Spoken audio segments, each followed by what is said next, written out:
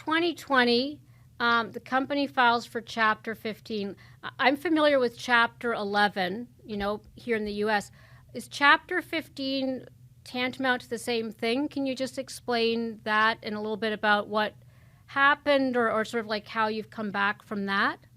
It's pretty much this very similar thing from what I gather. And again, I'm not Yeah, a but it was insolvency lawyer expert, but the fact of being headquartered in Montreal in Canada on this side of the border had us to use 15 as opposed to 11, I think. But by and large, we had to seek protection from insolvency when COVID hit back in March of 2020. And this is, this kind of, remember, there's some events that happen in the world where when you think back at those events and you ask, well, do you remember when you were when it happened? And I think people in management of this company will remember for the rest of their lives that week leading to March 13, where at the beginning of the week, I remember a meeting on a Monday morning where this management meeting, we met trying to figure out where we would send one of our shows that was supposed to premiere in Milan. You will remember that in the Western world, Italy was the country yeah. that was first hit by COVID. So we had a show that was supposed to move to Milan. And then we sat down and asked ourselves, can send the show to Milan? So where else in Europe can we send it? We looked at different options. That was on the Monday morning. Fast forward on the Friday, all of our international markets were shut down because of COVID. And leaving the office on Friday, Daniel Lamar, previous CEO, told me, well, we still have Vegas, and I'll Have Vegas. remember. And then over the weekend, I got a text from Danielle. I need to talk to you, and I knew what was happening. He called Danielle, and he said, "Look, I just got a call from MGM, and Las Vegas is shutting down." So this company went literally from about $1 billion of revenue on a Monday to zero in a Well, matter of 6 days. and I think people underappreciate the number of staff that go into these shows. Give us a sense of just the creative talent, because I know it's global. It's also, hundreds of people often per show. I mean, how many people were impacted by that? Many. We went from about close to 5,000 people down to during the restructuring, we needed a few people. So we went as low as 200 people in the company. So from close to 5,000 down to about 200 people. And then we had to ramp up the staff back to a level of where we are now, close to 3,600 people.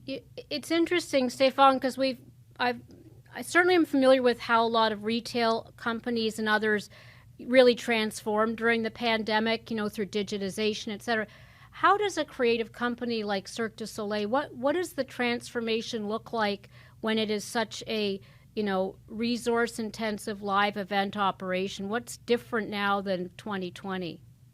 Very much resource and intensive, and we've got the luxury of having an amazing brand that we could build on. When during the pandemic, we needed to convince some people to reinvest in the relaunch of the company. So we basically put together a 3-year plan to our investors that included a number of strategic threads. One of them was this company needs to reaffirm its creative leadership first and foremost. When you think about not being in markets for a long period of time, people needed to rediscover Cirque du Soleil, the shows that were in operations, and new shows that we're currently creating. So that was by far the first and the most important piece.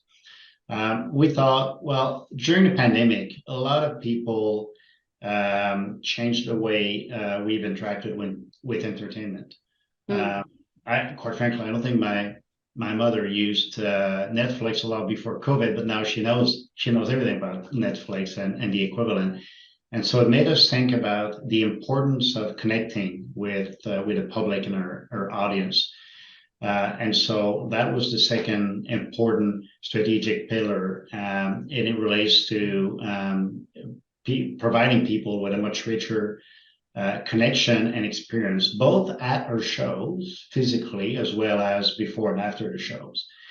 So you can think about how we connect with people now before and after shows through different channels and social media.